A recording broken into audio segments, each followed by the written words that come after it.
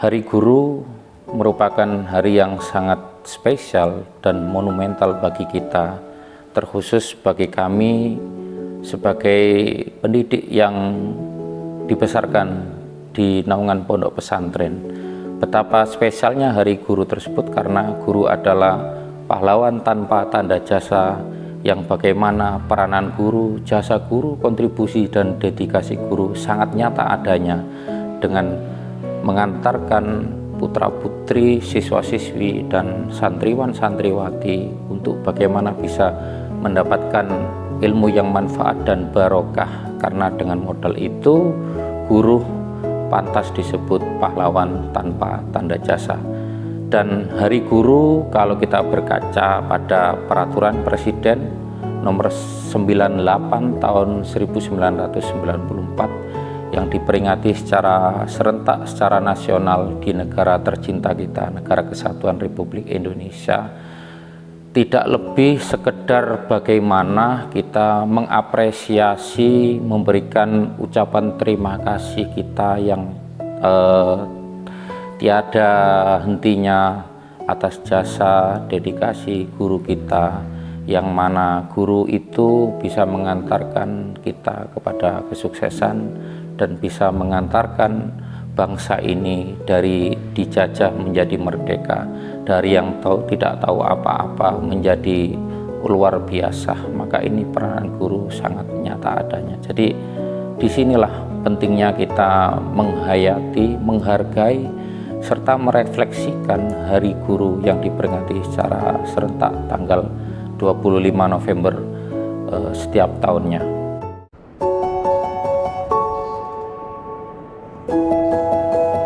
Seiring di era sekarang, zaman yang serba digital, apalagi sekarang era Gen Z di tengah zaman Society 5.0, di mana mengharuskan semua elemen masyarakat termasuk dalam institusi pendidikan harus melek teknologi, harus cakap digital. Maka ini tentunya menjadi sebuah tantangan dan peluang bagi segenap pendidik, guru maupun stakeholder yang ada di dalam sebuah lembaga pendidikan untuk bersiap diri, menyongsong dan menyambut teknologi yang serba luar biasa ini dalam rangka bagaimana bisa menghadirkan pelayanan pendidikan yang maksimal dan berkeadilan, berkeadaban kepada segenap peserta didik yang ada. Dengan cara apa? Di antaranya seluruh guru di antara kita yang ada di pondok pesantren harus cakap digital,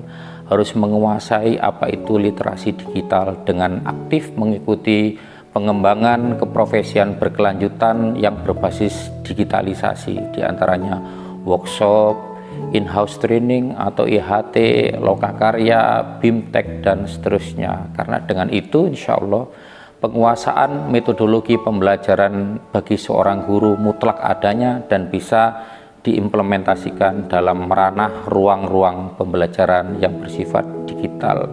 Yang kedua, tentunya sangat penting untuk bagaimana seorang guru bisa mengkolaborasikan penguasaan teknologi dalam kurikulum atau proses pembelajaran. Bagaimana rancangan pelaksanaan pembelajaran, silabus pembelajaran di situ disisipkan dengan perangkat-perangkat atau alat-alat yang berbasis teknologi. Dan yang ketiga tentunya bagaimana guru itu sendiri menjadi role model, menjadi teladan tentang bagaimana penerapan teknologi yang mutakhir, teknologi yang terbarukan, supaya nanti proses pembelajaran berjalan tidak hanya searah tetapi dua arah, dan pada akhirnya seluruh siswa-siswi merasa nyaman, merasa bisa mengikuti proses pembelajaran dengan baik, selaras dengan tuntutan perkembangan teknologi yang luar biasa saat ini.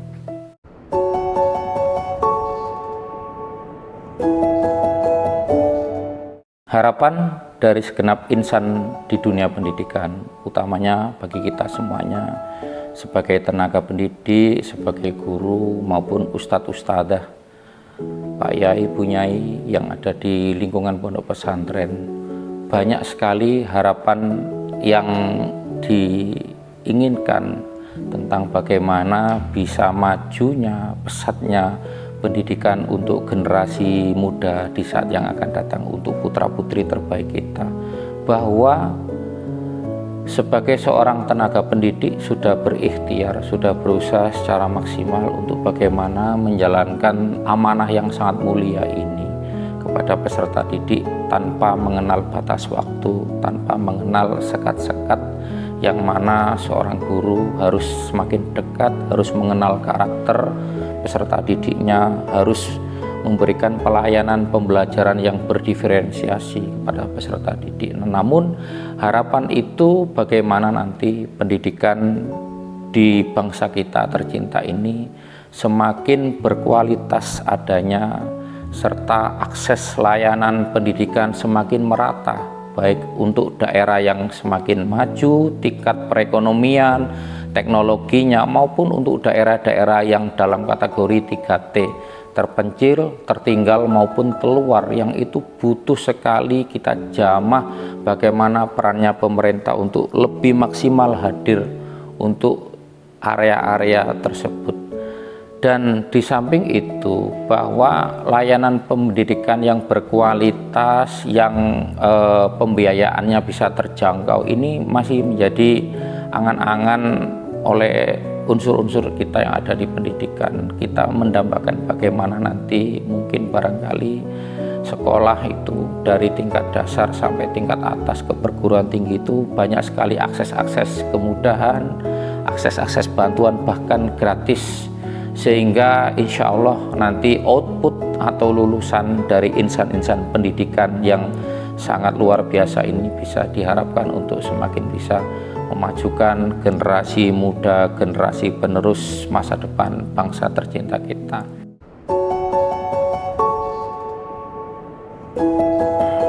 Pesan kami untuk anak-anakku tercinta, bahwa kita ada di pondok pesantren, di mana di dalam pondok pesantren tercinta kita ada sebuah kitab wajib yang senantiasa kita kaji, kita mutolaah setiap waktu, yakni Bidayatul Hidayah dan Ta'limul Muta'alim. Di dalam kitab Ta'limul Muta'alim, karya monumental dari Syekh Azhar Nuji, menukil dari syair Sayyidina Ali Karamallahu Wajhah. Di situ disebutkan, ala la tanalul ilma illa bisittah, saumbika am majmu'iha bibayan, zakain wa hirsin wastibarin wa bulhotin wa irsyadi ustadin wa tuli zamanin. Bahwa kita tidak akan bisa mendapatkan ilmu yang manfaat barokah tanpa 6 perkara, yakni yang pertama kecerdasan, yang kedua kemauan, usaha, yang ketiga kesabaran, dan yang keempat adalah bekal atau biaya, dan yang kelima adalah petunjuk guru, serta yang terakhir adalah lamanya waktu. Di sini saya fokus pada poin yang kelima, bahwa sebagai seorang siswa, khususnya santri di Madrasah Aliyah Unggulan Darul Ulum khususnya, dan pada umumnya di Pondok Pesantren Darul Ulum, bahwa petunjuk guru, nasihat guru, dawuh guru itu adalah menjadi sesuatu yang sangat ampuh, yang sangat sakti untuk bagaimana anak-anakku, santri-santri yang ada di Pondok Pesantren Darul Ulum akan bagaimana nanti bisa mendapatkan asar, bekal untuk bisa menjadi santri yang mendapatkan ilmu yang manfaat dan barokah. Dan yakin jika kita menghormati, menghargai, dan taat pada guru-guru kita, kiai-kiai kita, termasuk orang tua kita, insya Allah kelak kita akan dijadikan menjadi generasi yang dzurriatan thayyibatan, serta menjadi khairun nas anfa'uhum linnas. Amin.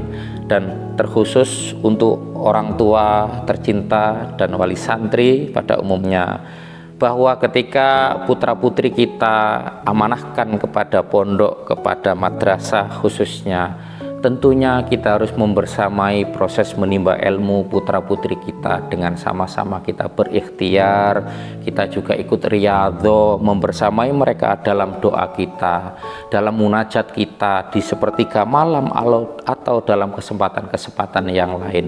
Karena insya Allah ketika putra-putri panjenengan juga dibersamai dengan doa-doa dan usaha zahir batin dari orang tua tercinta, insya Allah nur cahaya ilmu serta nanti keberkahan ilmu dari guru-guru tercinta kita insya Allah semakin nyata, semakin terang adanya. Jadi yakinlah peranan guru, peranan orang tua, peranan santri adalah 3 hal yang tidak bisa dipisahkan satu sama lain. Satu hal kita abaikan, insya Allah nanti keberkahan akan semakin menjauh dari kita.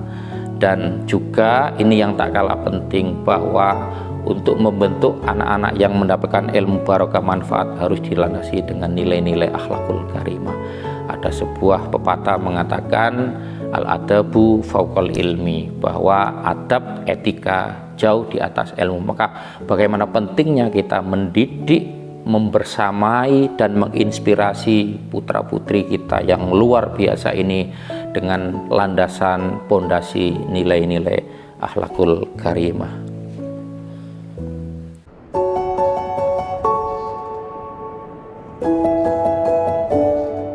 Terkait dengan maraknya sekarang isu atau fenomena, bahkan fakta terjadinya kriminalisasi terhadap tenaga pendidik atau pengaduan terhadap pendidik yang dalam tanda kutip melakukan tindakan-tindakan yang mungkin tidak menyenangkan kepada peserta didik. Semestinya itu tidak harus terjadi jikalau proses transfer ilmu, sosialisasi nilai antara kultur dalam lembaga pendidikan tersebut, baik dari orang tua, dari guru maupun dari peserta didik, terbangun sebuah nilai-nilai atau budaya yang berlandaskan nilai-nilai keislaman dan nilai-nilai akhlakul karimah. Kita sepakat bahwa agama Islam mengajarkan tentang kebaikan. Agama Islam mengajarkan nilai-nilai akhlakul karimah, tentang bagaimana menyelesaikan masalah, tentang bagaimana bersosialisasi, transfer ilmu satu sama lain. Jika kita yang ada dalam lingkungan pendidikan tidak hanya diajarkan ilmu-ilmu secara umum, tetapi nilai-nilai keagamaan, ilmu-ilmu keagamaan tertanam dan diimplementasikan secara baik, insya Allah proses berjalannya waktu, transfer ilmu pendidikan yang terjadi di ruang-ruang pendidikan tidak akan terjadi tindakan kekerasan, tindakan bullying, penyebaran berita bohong dan seterusnya.